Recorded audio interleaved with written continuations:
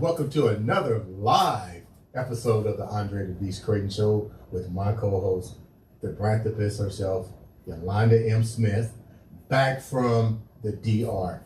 Woohoo! Yes, thank you. Glad to be here. Do I look like I got my tan going on? Yeah, you got something. Is it going on? Yeah, You got something going on. I don't know what it is, but you got something going on. So tell me how the trip was. You know, this trip was absolutely amazing. Seriously, I went on a retreat. Wait. First, let's clarify what's going on. The reason that we're going live right now with Yolanda is because Yolanda is a philanthropist, and I'm very proud that she has been awarded and accepted an international speaker.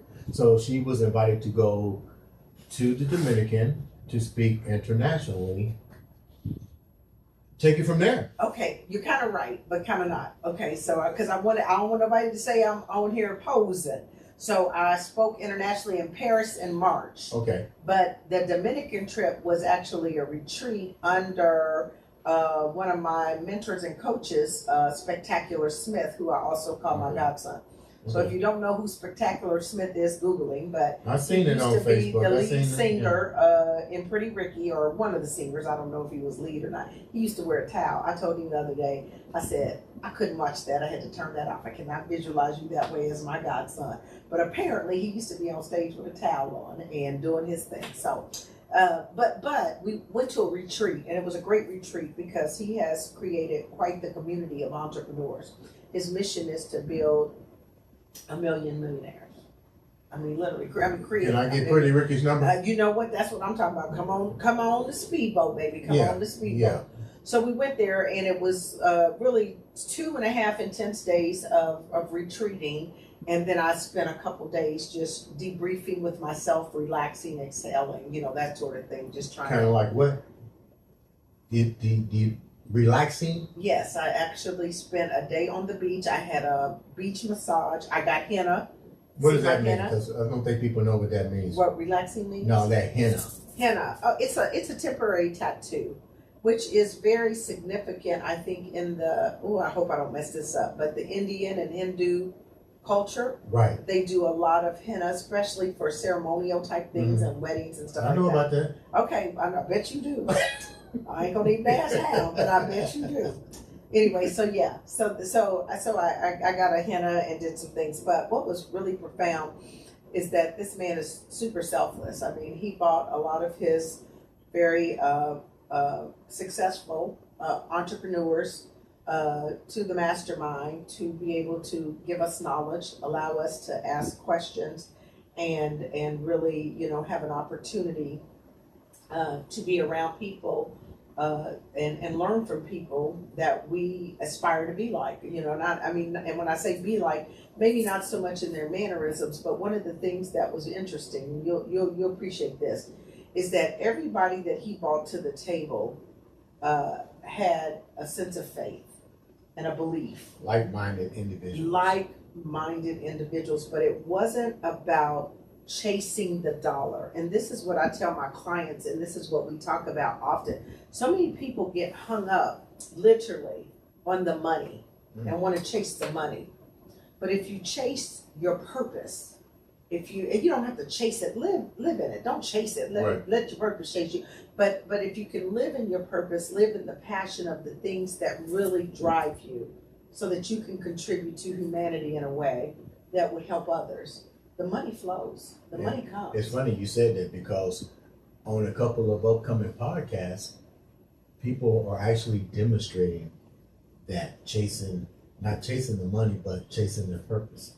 Correct. Yeah, we did some podcasts for the season, and we've met some very significant people that believe in that. But one of the things that we even talked about at a podcast that you guys went live earlier today, as a matter of fact. If you caught the live podcast, so go to the Andre The Beast Crayton Show which is where you're seeing this from. Right. I will share it to my link too. But there was a podcast with Earl Campbell's son, Tyler Campbell, and Tyler is doing a lot around motivation and inspiration, and really that was probably one of the most inspirational podcasts. It was a good one. It was a good one. In a while. I mean, I could resonate with him very well. We had a lot of synergies in terms of and alignment in terms of how we teach.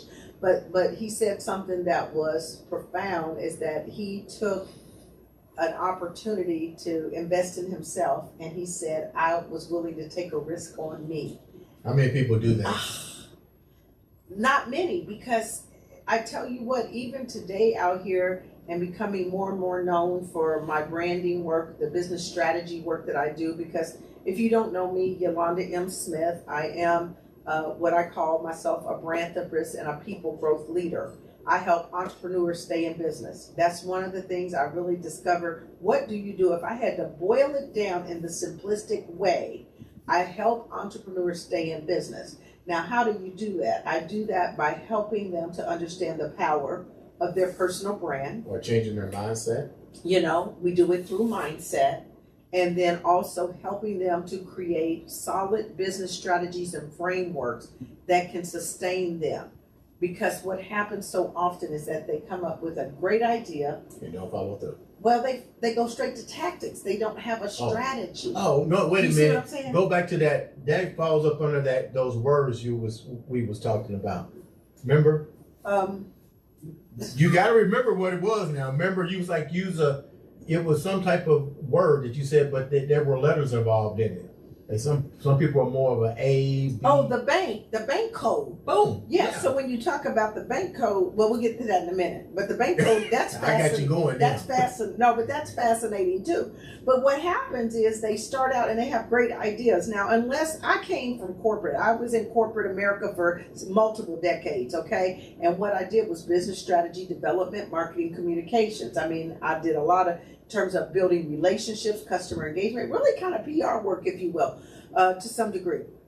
But the key is that when I really got out here and started coaching and started engaging with a lot of entrepreneurs, even if they had been in business for several years, were making money, they get to a point where they were stuck, didn't know where to go, didn't know. So I start asking just what to me were very logical questions, right?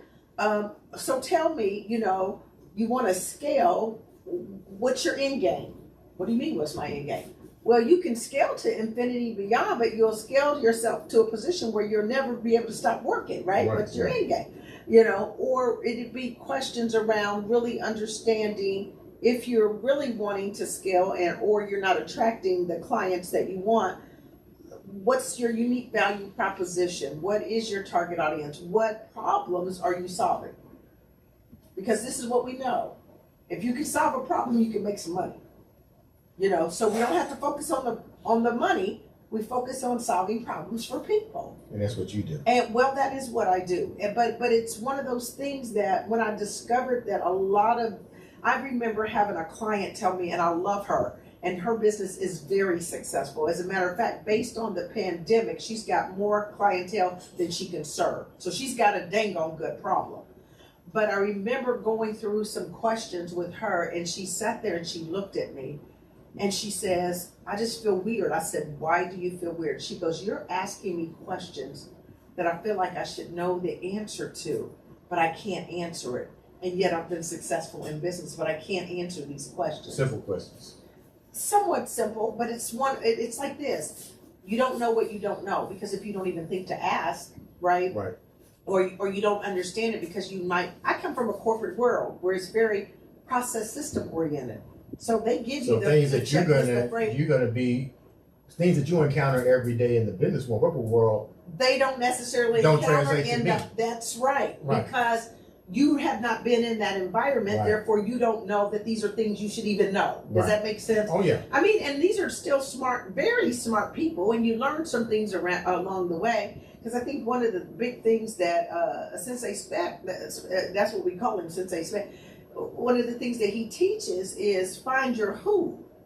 Don't focus on the how. If we worry about the how all the time, we would be constantly trying to gain new skills. Now, you just did a big how by setting the studio up. Let's be honest. That was a big how.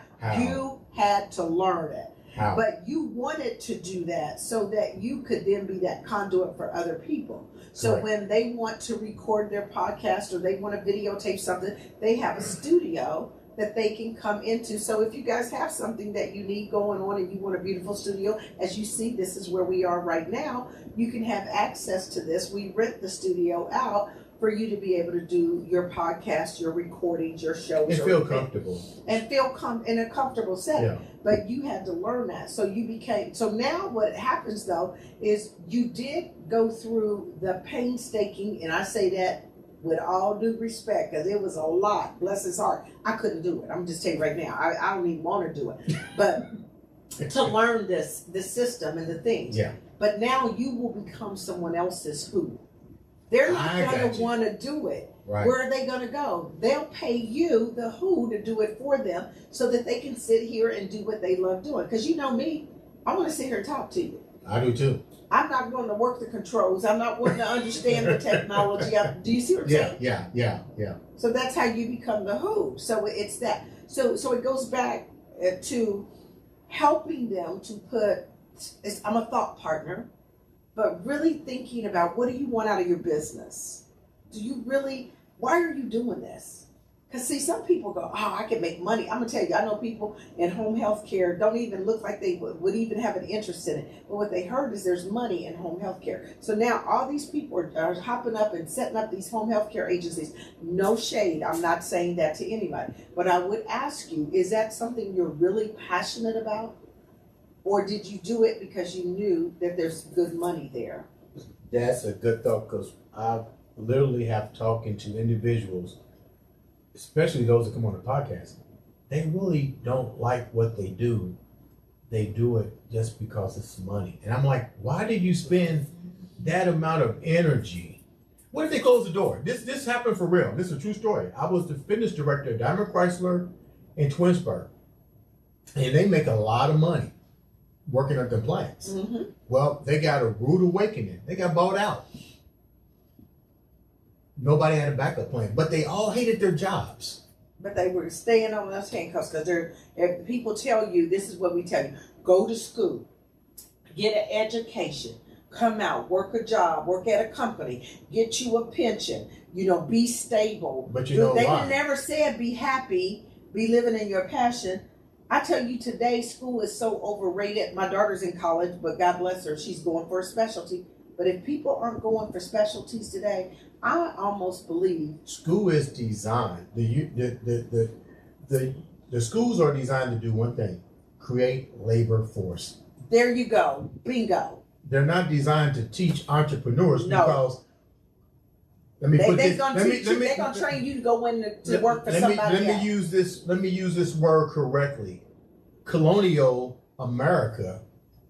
The people that had the money, the Rockefellers and the people that invented, said, we don't need to teach entrepreneurship. We need to teach labors. You're so spot on. That's totally what it is. And that's the mindset that we continuously have. And then you go in, and I'm not saying there's anything wrong with working at a company. I'm not saying that. But what we're saying is, are you working within something that really excites you, ignites you? Is it a part of your passion or the skills that you're really good at, where you can at least reasonably go to work every day? We need to do a survey. Let's put a challenge out on the show right now.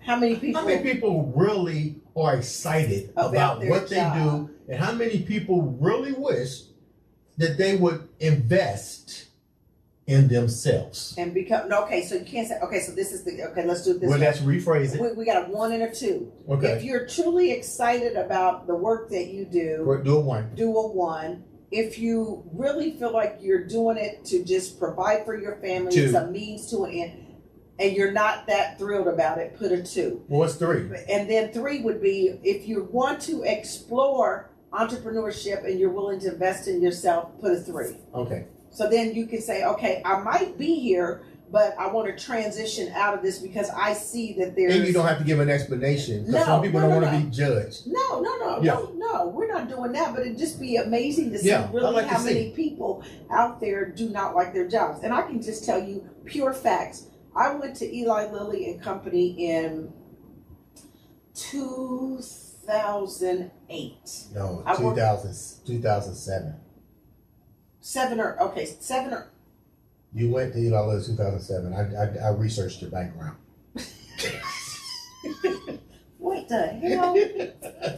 I researched you before you came on here. 7 or 8. Okay, anyway, I worked there for 15 years. You know, I left in January, so do the whatever. So anyway, okay, but when I got there, this is what was interesting. I don't know who I am, but for some reason, people like to tell me everything. I'm kind of one of those people, you feel comfortable, you can just, I guess I want you to be authentic and be yourself, right? Do you know, I probably was at that company for less than 6 months, and I had so many people tell me how much they hated their job. They grumbled, they moaned, they complained. And I was just sitting there in awe like, why are you still here? What are you still doing? But didn't that negative energy kind of like... Well, you have to watch what you allow in your spirit. Okay. And then what I was able to do is sort of separate myself from that. Okay. Because, you know, admittedly for probably the first 8 years, I had an excellent career there. I cannot speak highly enough about it. You know what I mean? For the first 8 or so years. But the point I'm making is that so many people, just because they were told it was a good job, it was a stable company, even though you were miserable doing what you were doing, you got a pension, you felt like you were just, we called it the golden handcuffs in a way, but you were handcuffed to stay there in that misery just because it was a good, everybody said it was a good job. And people like the title, Eli Lilly. That was crazy to me.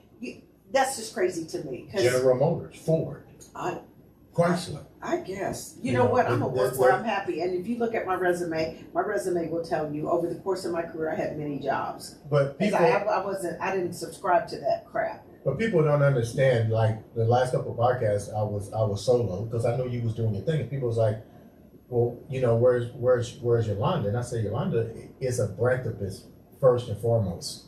Yeah. She's definitely, my co-host, my backbone. But the bottom line is she's here to preach how to be successful at your brand, and she's out there doing it. So a lot of people, when they don't see what you have to do to keep your craft where it is today. Yeah. And I do a lot of investing in myself. I mean, I won't make any bones about it. Not all of them have been great investments. I have lost. Some people will promise you can do things. They can do things that they cannot do. And this is what I would tell the audience. When you're looking for a coach, look for what they've actually done, not what they've learned. That's a big difference. I can sit here and tell you that I do exactly what I teach, and it has served me well. You just said something that was real crucial too. You've made bad investments. I think when people make one bad investment, they stop. They don't. I'm not doing it no more. Yeah, that's a good point.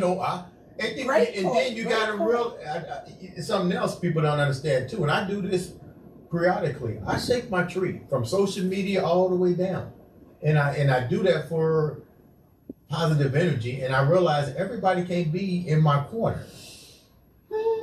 That's a whole new little thing to think about. I shake it, and you have to sometimes, because what I'm learning more and more is that just because you've had friendships for years, just because you've had these relationships for years, doesn't mean they always need to stay with you at the level that they've been with you. Thank you. And the key is that if you believe, and I know you do, that you become the 5 people you hang around the most. You become those people. So if you hang around 5 millionaires, you're liable to be the 6th. If you hang around 5 mediocre people, you're liable to be the 6th. Does that mean throw everybody to the side? No. What that means, though, is that you've got to position yourself and cultivate your relationship so that you get in the room. This past week, when I was in the Dominican Republic, I was in the room with some amazing, amazing people. And one of them was billionaire Jeff Hoffman. a very, very nice man. Now, for those that don't know Jeff, you're like, okay, Jeff Hoffman, who is he? He first invented the airport kiosk. He is an engineer by trade. He invented the airport kiosk. He saw a problem. He couldn't understand why the lines had to be massive to be able to check into the airport, right? He invented the kiosk. Then he just had a problem trying to understand why the pricing of tickets and travel was so disparate, and how come you couldn't get a price that you wanted, and would airlines be willing to negotiate or whatever. He came up with Priceline.com, where you would name your price, and if you were willing to just take a risk and say, okay, it doesn't matter what airline or what hotel I get, but this is the price I want to pay, but you're guaranteed a certain level of quality, would you do it? Yeah. Super successful. And then it came upon, how do we create these bookings? Before, you would have to go through a travel agent only to book hotels and things like that. He came up with Booking.com. That's who I was sitting in the room with. And you talking about a wealth of useful knowledge. Now, heard what I said? Useful. You got it. Because a lot of people have knowledge, but is it useful knowledge? But he was amazing at how his thought process was. And the biggest takeaway I took from him was, do not allow people to tell you no. He said, if I had listened to everybody that told me, no, you shouldn't do that, no, that's not going to work, no, that's a bad idea, he said, I would have done none of this. None of it. And another key factor is people have to be willing to listen. Ooh, that came out big too. And you know what? That even goes for me, because sometimes I'm already thinking about what to say before I hear you through, and I'll jump in. We know I got that bad. We know, okay, don't. I just admitted that vulnerability to you. Stop it. We know I'll do that. But it is. I'm learning. And that was one of the key things that came out of here too. You know, and even, I guess, earlier today talked about it. Yeah. If you can really cultivate the art of listening, yeah, you will learn so more just by listening. So it was nice in some instances. Yes, you wanted to ask your question because it was important to do that. You got an opportunity in the room. But to sit there and listen to these business owners, these entrepreneurs, that one guy had 21 businesses. Another guy had started his business and built his real estate empire in a very short time to over $10 million.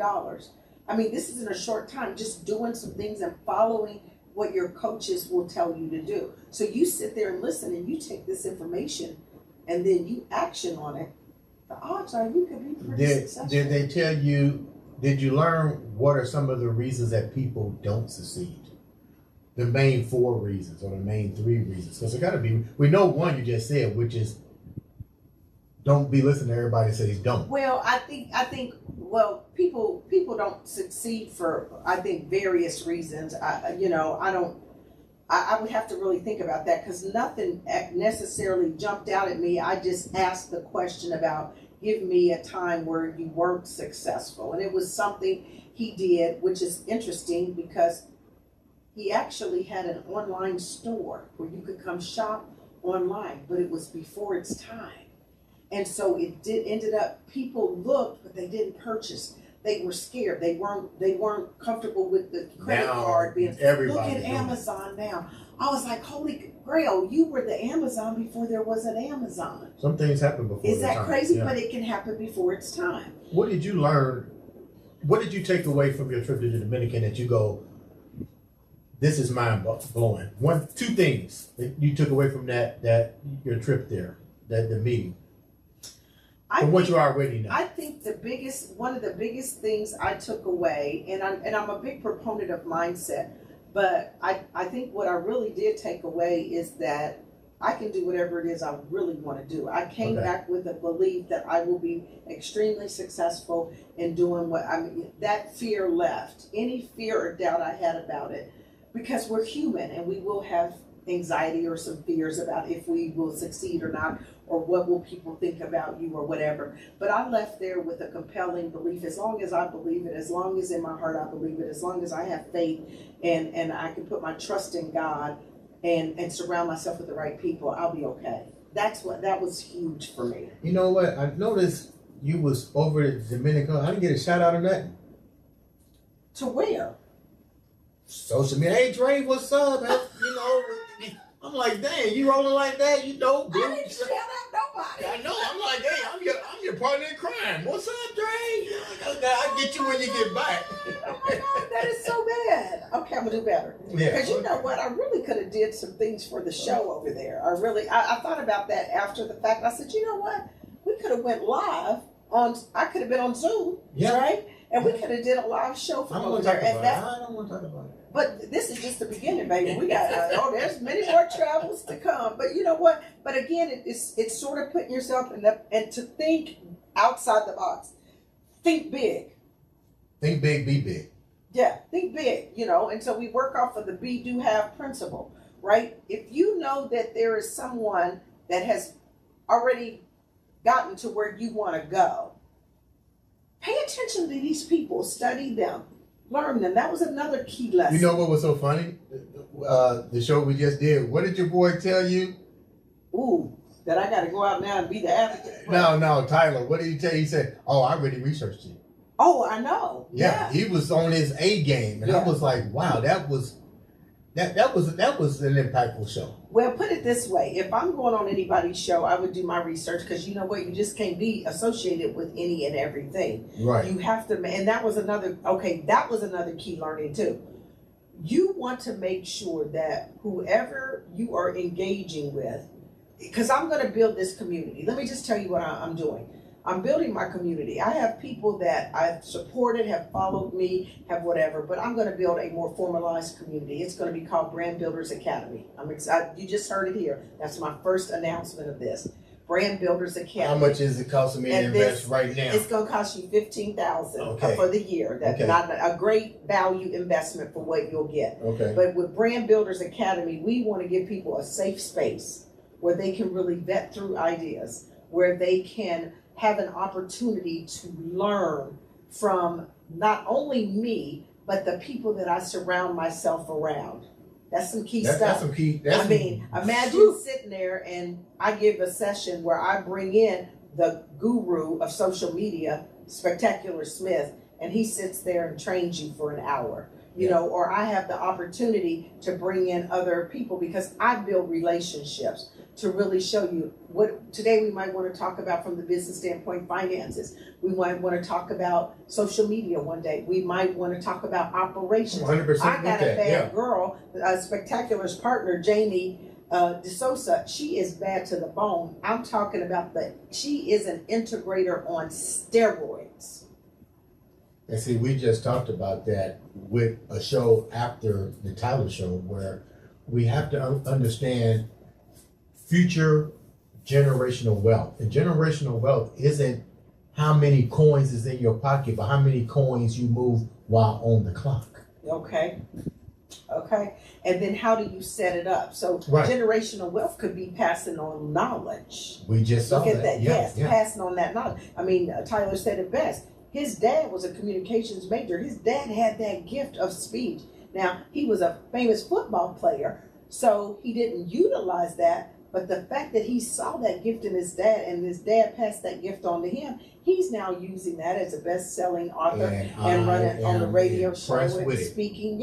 Speaking. And so you can take these gifts and pass some of your gifts and your talents even and pour into your children, which part of generational wealth, it's one thing to leave the legacy of money, but how about leaving the legacy of you of you as an individual, but not only that, embedding in them those ownable assets. Ooh, ownable assets.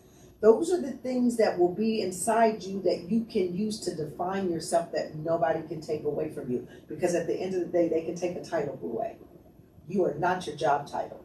So how do you then align to the things that truly define who you are? What's your superpower? What's your expertise? I was thinking about the D.L. Hughley joke when he said the guys go to work and they get fired, and they tell DL said they tell him, "Oh well, you're fired too." He goes, "Oh, I'll be back in a minute." He go gets a gun. you have to. I think people don't understand it until these things actually happen to them and don't really understand. You have to find your greater purpose. We all have a purpose here. It's big. God pours into us our gifts and our talents. We're speaking universal spirit right now. The last few minutes. It is what it is. That's what that thing is on your hand. See, I didn't want to go there with you with it, but that's what it is. Yeah, I know about that. Yes. Yeah. Yes.